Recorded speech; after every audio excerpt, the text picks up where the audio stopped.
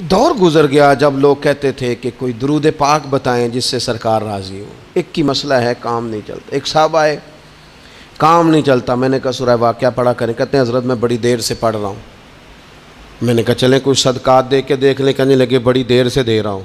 میں نے انہیں ایک اور وظیفہ بتایا، کہنے لگے یہ بھی مجھے کسی نے بتایا تھا، بڑی دیر سے کر رہا ہوں۔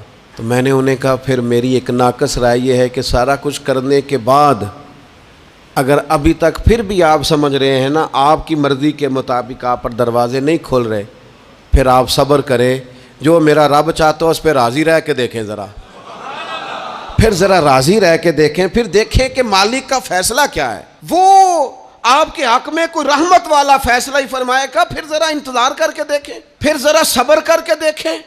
پھر وہ کہتا وَبَشِّرِ الصَّابِرِينَ، محبوب یہ جنہوں نے صبر کیا ہے انہیں میری رحمت کی خوشخبری سنا دو۔ پھر وہ کہتا ہے باقیوں کے پاس مال ہوگا، دولت ہوگی، اقتدار ہوگا، بڑا کچھ ہوگا، ان اللہ مع الصابرین، صبر کرنے والوں کے ساتھ رب کریم ہوگا۔ پھر ذرا ٹھہر ہی جائیں، پھر تھوڑا حوصلہ ہی کر لیں، پھر اس کے فیصلے